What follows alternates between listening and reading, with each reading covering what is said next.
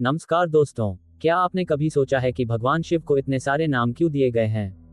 क्या सिर्फ एक नाम काफी नहीं था?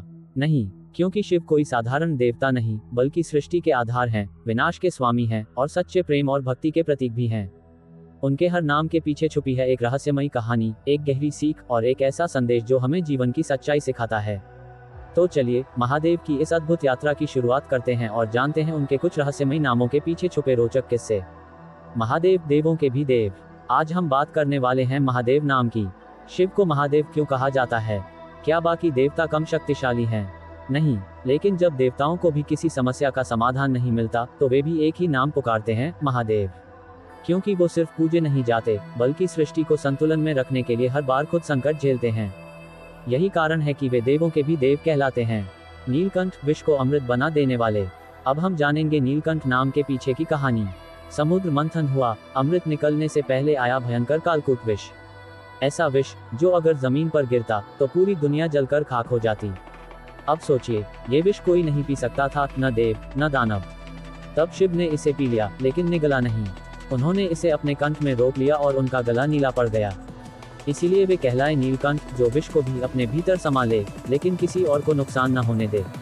त्रिलोकेश, तीनों लोकों के स्वामी। अब जानते हैं त्रिलोकेश नाम के बारे में। स्वर्ग, पाताल और पृथ्वी, ये तीनों लोग किसी और के अधीन नहीं, बल्कि शिव के ही संरक्षण में हैं। ब्रह्मा सृजन करते हैं, विष्णु पालन करते हैं, लेकिन जब कोई संकट आता है तो उसे खत्म करने के लिए सिर्फ एक ही शक्ति आगे बढ़ती है, महादेव की। इसलिए उन्हें कहते हैं त्रिलोकेश, तीनों लोकों के एकमात्र स्वामी। गंगाधर, वो जिन्होंने धरती को बचाया। अब हम चर्चा करेंगे गंगाधर नाम की।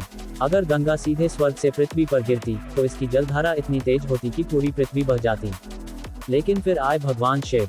उन्होंने गंगा को अपनी जटाओं में समेट लिया, और जब सही समय आया तो धीरे धीरे एक एक बूंद को धरती पर छोड़ा। इसीलिए वे कहलाए गंगाधर, वो जिन्होंने धरती को बचाने के लिए स्वयं गंगा को अपनी जटाओं में थाम लिया। पशुपति, सिर्फ इंसानों के नहीं, हर जीव के भगवान। अब बारी है पशुपति नाम की। अगर आप सोचते हैं कि शिव सिर्फ इंसानों के देवता हैं, तो आप गलत हैं। वो पशुपति हैं, सभी जीव जंतुओं के स्वामी। शेर हो या हिरण, सांप हो या चूहा, चींटी हो या हाथी, शिव के लिए सब एक समान हैं। क्योंकि वे हमें सिखाते हैं कि प्रकृति में हर जीव का महत्व है। कालभैरव, जिससे मृत्यु भी डरती है। अब हम जानेंगे कालभैरव नाम के बारे में। क्या आपको पता है कि मृत्यु का भी एक मालिक है, जिसे देखकर यमराज भी पीछे हट जाते हैं, जिसके आगे काल भी झुक जाता है? वो है कालभैरव, शिव का वो रूप जो न्याय के लिए समय से पहले ही मृत्यु दे सकता है। अगर कोई अधर्म करे तो कालभैरव उसे वहीं खत्म कर देते हैं। इसलिए इनका नाम सुनते ही बड़े बड़े पापी कांपने लगते हैं। भोलेनाथ, जो अपने भक्तों पर जल्दी प्रसन्न हो जाते हैं। अब जानते हैं भोलेनाथ नाम की महिमा। शिव को भोलेनाथ क्यों कहा जाता है? क्योंकि वे सबसे सरल, सबसे सीधे और सबसे जल्दी प्रसन्न होने वाले देवता हैं।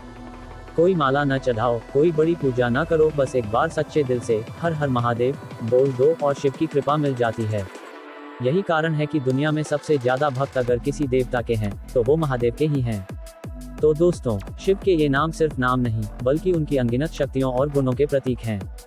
हर नाम हमें कुछ सिखाता है, कभी धैर्य, कभी बलिदान, कभी दया, तो कभी न्याय। और यही शिव की महिमा है, हर रूप में, हर नाम में, हर शक्ति में कुछ ना कुछ सीखने को मिलता है। अगर आपको ये वीडियो पसंद आया हो तो कमेंट में हर हर महादेव लिखकर महादेव की महिमा को और बढ़ाएं। और अगली बार किस विषय पर वीडियो चाहते हैं वो भी हमें बताएं। धन्यवाद। हर हर महादेव।